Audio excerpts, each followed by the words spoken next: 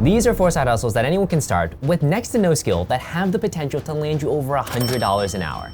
Hey folks, and welcome back to the channel. For our new viewers, my name is John of John's Finance Tips. If you've seen me anywhere on social media, you likely know that I talk everything from getting free food at Chipotle to buying your first rental property and everything in between. But in today's specific video, we're talking about how to get your money up, specifically with 4 side hustles that anyone can start that have the potential to earn you over $100 an hour. Now, I do have a disclaimer. In order to get your money up and use this video, it's gonna require you to take action. And I'm not talking about the click, scroll, hit enter type of action, but I'm talking about getting off your butt and taking action.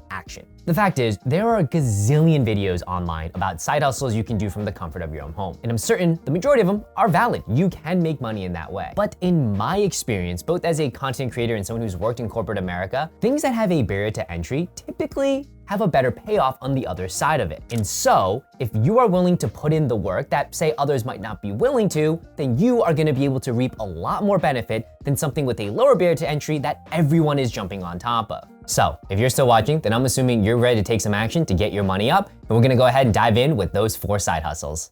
Number 1, of all the ones on the list, this is probably the easiest and most guaranteed money. Though again, a fair warning, if you cannot handle pointy things with a little bit of penetrating, it's not gonna be for you. Sudden, you know, I've always been told I could do only, no, I'm not talking about that pointy thing. I'm talking about donating plasma. When it comes down to it, take a needle, right here, there you have it. And plasma is always in high demand for patients that are undergoing transplants or that are going surgical procedures. So you're not only gonna get paid, but you're also doing a good service. So how much could you potentially earn? Based on reports online and based on what I could find off of donation center websites, you're looking at $50 to $100 per donation. The bonus is, oftentimes these donation centers will give you a first month bonus of maybe say $100. So similar to like a credit card bonus, but instead of just hitting a minimum spend requirement, you're just donating your plasma and they give you more money for it. Now let's talk about how to get started. The simplest way is pop open Google and just type in plasma donation near me and find a center. Now I actually found a center that was giving away the $100 bonus, and that is CSL Plasma. You go find a local center. You can either register online or you register in person. You go answer a couple of pre-screening questions, and if you qualify, they tap you right up, you sit there, they pull out the plasma, and then you get paid. Couldn't be simpler than that. Quite literally, you don't have to do anything. The caveat is you have to be okay with needles, and some people might not be, but hey, stick me for $100 plus $100 bonus, and all I do is watch some Netflix? Yeah, sign me up. So the next question you probably have is, all right, John, I'll do $100 a donation.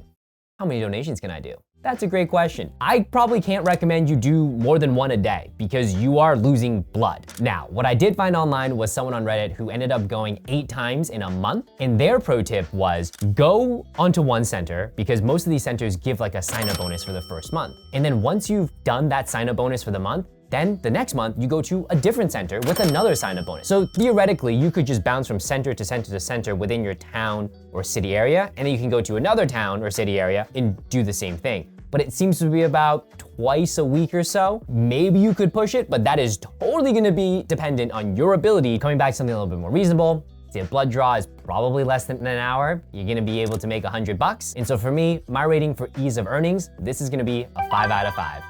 The next side hustle, we're taking to the skies. We're not flying, but we're gonna be doing the flying. And that's gonna be using a drone for videography or cinematography. The use case we're gonna focus on is real estate. As a real estate investor myself with 3 properties, I can absolutely attest to the value of having good photography. I haven't sold anything for myself, but when I go and browse properties, certainly that initial first couple of photos draws my attention. And in a market where things are a little bit slow, you wanna be able to stand out and pop with your photographs. And so your value add is for listing agents that might have had properties sitting around for a little bit. You go in and you offer them service of drone photography or even drone videography. Because similarly to how we on YouTube rely on thumbnails and titles to get someone to click and take a look at a property, especially in the residential space, you're gonna want attractive photos, and the drone photos might be something that helps a real estate agent stick out from the pack. And if you really think about it, these people are selling hundreds of thousands of dollars worth of real estate. If your photo lands them that initial view or that initial lead that moves the needle, you're providing a ton of value.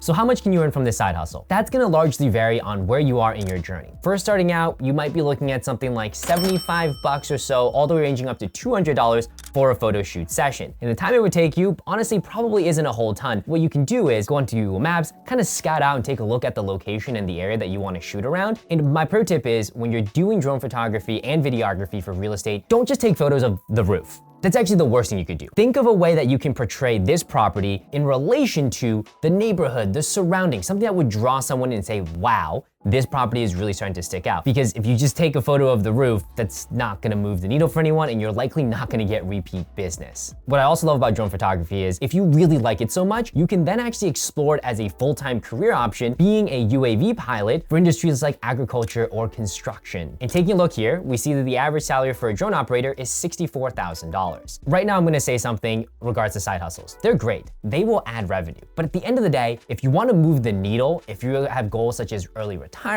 or whatever they may be, it's that full-time job, increasing the earnings potential, tacking on a side hustle as well. And so this perfectly complements one another as a full-time UAV operator in addition to doing the drone videography or photography on the side. How to get started. Step 1, you're going to have to acquire a drone. Back in the day, these things were expensive, $1,500 plus. Nowadays, a DJI Mavic Mini Pro gets the job done. Because you also have to realize, especially if it's just a side hustle solely, these photos are going up on places like Zillow and Trulia. No one's actually printing them out for you. Even though these drones are smaller now, their image quality can absolutely stand out on the internet. The next thing you have to get is your UAV or drone operating license from the FAA. It's not so much about how to actually fly the drone so much as general aviation laws, and I can link some study guides or resources down below if you're interested. And the third thing you have to do, learn how to fly your drone. Go out into a field and just fly the thing. Trust me, it's not particularly hard. Once you've acquired all the equipment, you've got all the licensing, you know how to work your drone, now it's time to market yourself. The first way to market yourself, Facebook Marketplace, Craigslist, throw up what you're offering. I recommend though, have some examples out there of, hey, this is what I've done for past clients, or even if you haven't done for past clients, find a buddy's house, find your house, whatever it is, take some photos so that people know what they're getting when they work with you. The second option, specific to a real estate use case, go and network with real estate professionals. You can find these people at meetups, you can find them on Bigger Pockets, but go and talk to as many realtors as you possibly can so that you can start building your book of business. So as for ease of earnings, I would say this is a 4 out of 5. This is something that's gonna require startup capital. You'll have to learn how to fly and operate a drone if you don't already have one. However, once you have a book of business built up, word of mouth referral, and also doing the job itself is not that particularly demanding of all the jobs that are gonna require you to get out of your house. Side hustle 3. This one looks to solve the problem for folks who are lazy and want things done for them. I guess that's kind of everyone to some degree, but specifically, I'll give you a hint. At one of my properties, the front lawn is fake. It's not real grass. It's turf, which means I don't have to do any maintenance. There are no weeds.